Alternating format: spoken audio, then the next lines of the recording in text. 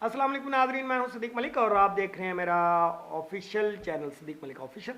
और नाज़रीन, एक बड़ी खबर वो ये है कि चौधरी परवेज़ लाई साहब को तहरीक इंसाफ का सदर नामजद कर दिया गया है।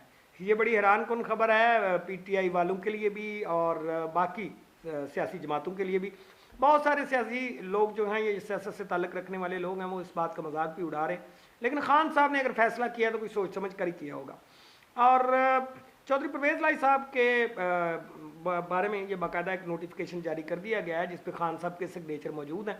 और खान साहब ने अपने इसको मतलब आगाह कर दिया है शाह महमूद कुरैशी साहब को भी, जनरल सेक्रेटरी असद उमर साहब को भी, और फवाद चौधरी साहब और शीरी मज़ारी साहबा को भी बाकायदा ऑफिशियल तरीके से कि जी इनको सदर तहरीक इंसाफ जो है वो नामजद कर दिया गया चौधरी परवेज़ लाई साहब को।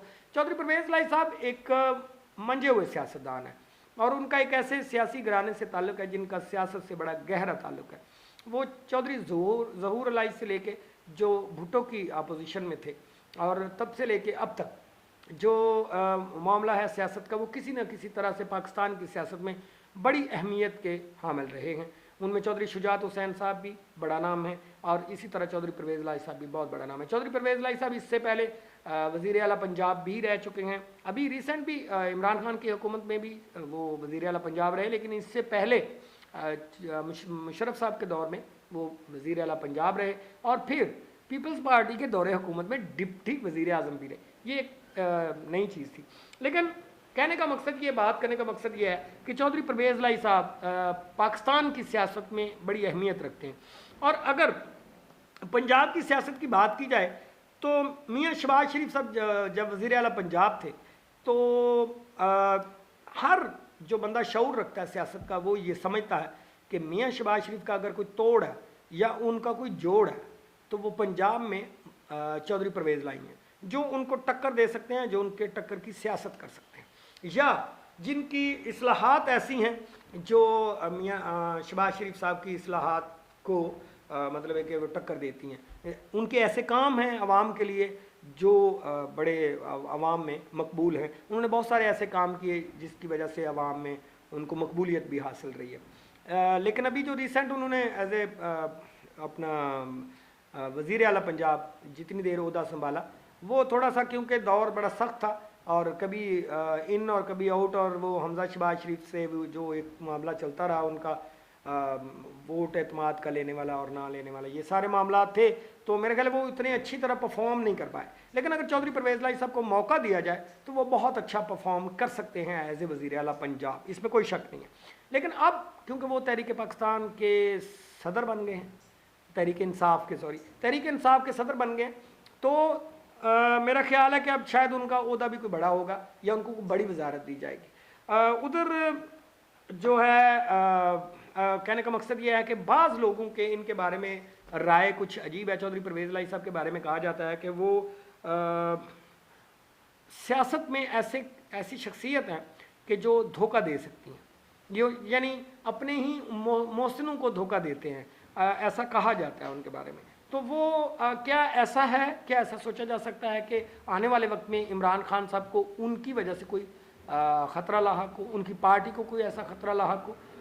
मेरा ख्याल है कि ये दोनों बातें ही इस वक्त थोड़ी सी ना हवा में हैं। और कुछ लोगों का ख्याल है कि इमरान खान साहब ने ये फ़ैसला गलत किया है और कुछ लोगों का ख्याल है कि इमरान खान साहब ने अपनी पार्टी को मजबूत करने के लिए एक अच्छा इकदाम किया है। लेकिन पार्टी के अंदर भी इस मामले में काफ़ी चहमगोइयाँ हो रही हैं और काफ़ी लोग, लेकिन खान साहब के फ़ैसले से तो कोई भी मतलब इख्तलाफ नहीं करता, ना ही करने की किसी में ज़रूरत है, क्योंकि चेयरमैन की हैसियत से जो अथॉरिटी उनके पास है वो किसी और के पास नहीं है। लेकिन चौधरी परवेज़ लाई साहब का तहरीक इंसाफ के सदर के तौर पे नामजद होना ये एक हैरान कुन अमल भी है।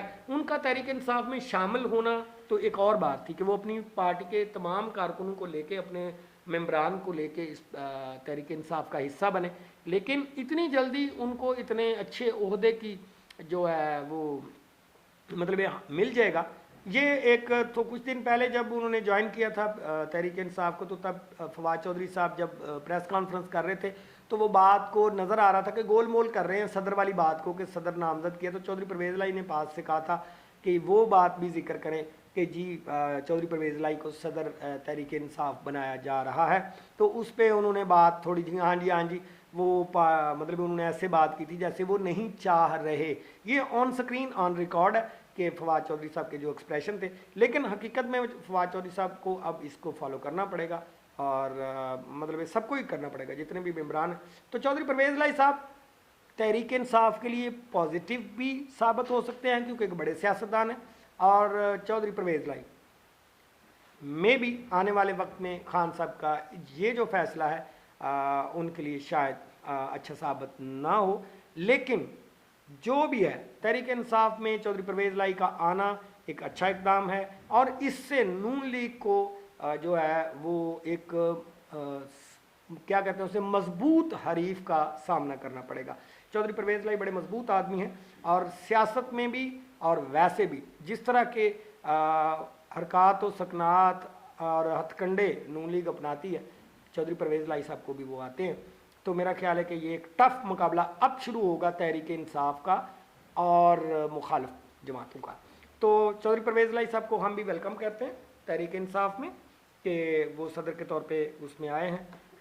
دیکھیے آگے کیا ہوتا ہے. اگلی ویڈیو تک مجھے اجازت دیجیے. اللہ حافظ.